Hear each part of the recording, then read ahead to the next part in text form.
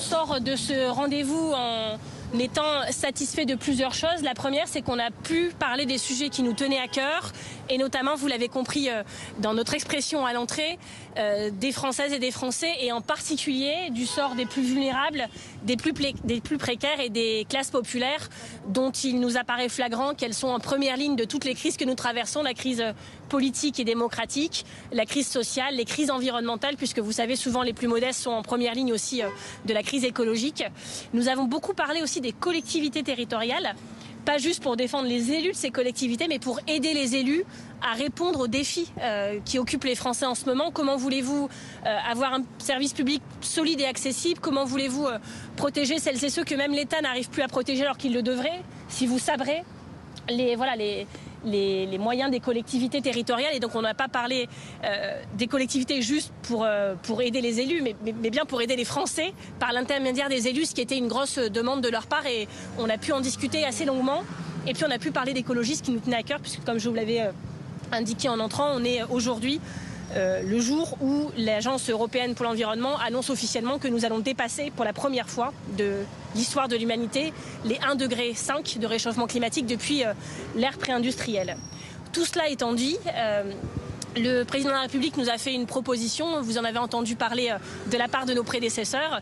Il nous a dit qu'il ne faut pas en parler à l'extérieur. On a compris qu'on a été au regret de lui annoncer qu'on était déjà au courant en rentrant, donc certains avaient dû vous en parler. C'est une proposition qui montre deux choses. La première chose, c'est que le président de la République a compris qu'il devait arrêter de n'en faire qu'à sa tête et de se précipiter dans des nominations qui conduiraient à des censures. Et donc c'est une première leçon intéressante de la journée. Et la deuxième leçon intéressante, c'est qu'il a répété à plusieurs reprises que, en gros, que la solution ne pourrait plus reposer ou pas reposer sur un accord avec le Rassemblement national qui s'est montré quand même un piètre partenaire dans la séquence. On aurait pu le dire avant au camp Macron, ils l'ont appris à leurs dépens, et donc on voit bien que le Rassemblement national mécaniquement est écarté de la solution. Ils se sont eux-mêmes mis en dehors du jeu. C'est les deux enseignements excusez-moi, intéressants de cette journée. Puis je vais laisser Cyrielle et Guillaume compléter. Je vais juste tousser avant. Quelle proposition Macron a fait? Alors, le président de la République a fait comme proposition une nouvelle méthode, c'est-à-dire une méthode qui reposerait d'abord par une réunion des différentes forces politiques pour échanger sur une plateforme programmatique. Les écologistes, en tout cas, c'est une demande qu'ils ont depuis mercredi dernier, puisque dès mercredi dernier, le groupe écologiste et social a proposé 11 priorités pour une plateforme programmatique. Donc en tout cas, aborder la question par le contenu de la politique menée est pour nous un élément important. Et on a souligné plusieurs choses. Le premier, bien évidemment, la question du pouvoir d'achat et des salaires qui est essentielle. Le deuxième, la question du budget. On sait que ça va être une question politique extrêmement sensible. Nous lui avons redit notre volonté d'avoir un budget qui s'appuie sur de nouvelles recettes. On ne peut pas avoir un budget qui fait des coupes budgétaires sans aller chercher l'argent là où il est.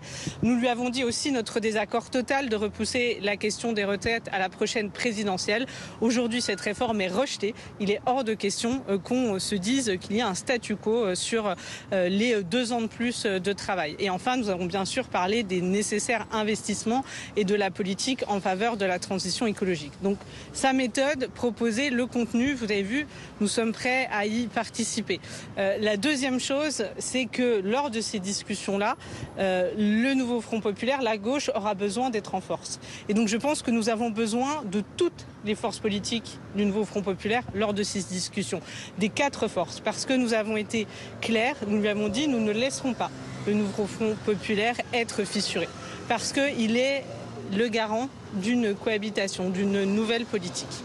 Et enfin, nouvelle méthode, ça nous disons depuis plusieurs jours, il faut un dialogue, il faut accepter que le Parlement, l'Assemblée, le Sénat soient au cœur des discussions. Et pour ça, il faut que ça ne soit plus une méthode verticale de faire de la politique. Et donc en ça, le fait de réunir les personnes et se dire qu'il faut que nous réapprenions à dialoguer, avoir un dialogue public de qualité, serein, qui amène à la fois une ligne politique claire, mais de l'autre à faire des compromis qui permettent de faire les lois dans l'intérêt des Français et des Françaises est quelque chose d'important. Pourquoi cette méthode, elle va changer par rapport à avant ? Moi, ce que je voulais ajouter, c'est qu'on a surtout vu un président de la République qui en réalité avait la solution sous les yeux, mais qui voulait pas encore la voir. Et donc c'est ça notre travail, c'est de lui montrer que la solution, elle est là, c'est-à-dire nommer effectivement un Premier ministre ou une Première ministre issue du nouveau Front populaire, de la gauche et des écologistes. Ça, c'est une première chose. Je pense qu'il doit le réaliser suite aux élections législatives et puis suite à l'essai avec Michel Barnier qui a été un échec. Ça, c'est le premier aspect en tout cas. Et là, il a encore un petit peu du mal, mais je pense que ça va venir. Et en tout cas, on est là pour lui rappeler et pour lui dire que c'est cette ligne-là qu'il faut suivre. Et puis ensuite, il y a la discussion. Et la discussion autour d'un axe très clair qui est ceux qui ont appelé au Front républicain. Et de travailler avec ceux qui ont appelé au Front républicain, parce qu'il y a une ligne claire. Là aussi, on a senti un petit bouger de dire... Il y a une vraie ligne. Il y a une vraie ligne avec le Rassemblement national, avec l'extrême droite. On ne travaillera pas, on ne discutera pas. Et ça, c'est une ligne qui doit être forte. Et de la même manière, on appuiera sur cet aspect-là. Donc on a déjà des éléments comme ça qui se mettent en place. Petit à petit, on va dire qu'on sort du déni. En tout cas, nous, on est là pour l'accompagner. On est là pour l'accompagner pour sortir de ce déni et pour trouver un véritable avenir à notre pays. Vous serez donc dans la même pièce, si je résume un peu globalement pour les personnes qui nous regardent, avec les Républicains. Par exemple, pendant ces réunions, qui devraient peut-être être présents ? Alors, on n'a pas bien compris qui serait présent à la fin. On a compris que... Comment ? Alors, vous voulez que je mette... Peut-être c'est plus simple si je me mets là pour répondre. Désolée, j'ai failli m'étrangler tout à l'heure et ça n'avait rien à voir avec ce que Cyril Châtelain disait. On ne sait pas encore à qui exactement a été faite cette proposition et qui répondra favorablement.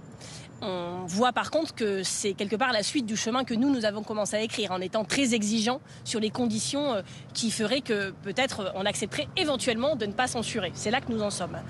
Il a été très clair sur le fait que le Rassemblement national, pour lui, n'était pas dans le périmètre des partis qui souhaitaient discuter. Et c'est ce que nous avions demandé dans nos différents courriers. Donc on estime là-dessus avoir été entendu et que c'est un premier pas pour pouvoir travailler en confiance. Mais le chemin de la confiance, vous voyez, est quand même encore très loin.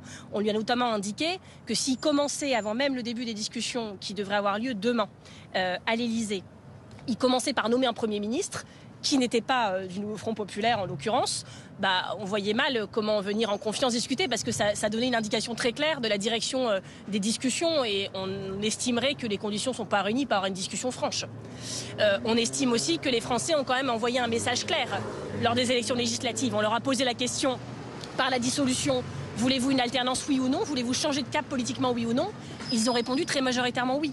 Donc si c'est pour nous mettre un Premier ministre du camp d'Emmanuel Macron, les LR autour de la table et finalement atterrir sur un programme qui serait en même temps on ne sait pas quoi et on ne sait pas quoi, ça ne nous irait pas. Donc nous sommes sur un chemin très très exigeant envers les discussions qui vont commencer demain, mais on trouve que c'est une bonne nouvelle pour toutes les Françaises et les Français qui sont inquiets légitimement de la situation politique, que ces discussions s'ouvrent et on est fiers d'avoir contribué à ce qu'elles existent parce que si Emmanuel Macron s'était précipité à nommer comme c'était prévu quelqu'un vendredi soir ou se précipiter à nommer quelqu'un d'autre ce soir, ce serait quelque part déjà perdu, pas simplement pour nous mais pour les Français. Michel Barnier, il était sur une ligne de crête très très fragile, très compliquée, il avait une majorité très faible. Est-ce que ça va être encore plus compliqué de trouver cette ligne, ce passage avec encore plus de groupes politiques ?